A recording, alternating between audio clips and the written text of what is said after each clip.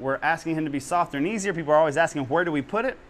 Halfway between his nostrils and his eyes is a good starting place.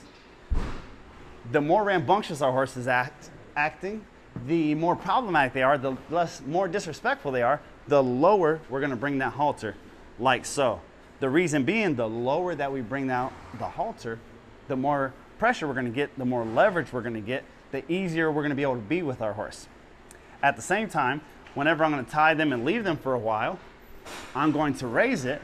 And the rule of thumb is, if I'm shipping them on a trailer, if I'm going to tie them up for an extended period of time that I'm not there to babysit, I'm going to bring it up high so that the throat latch, the loop right here around his chin, is smaller than his head.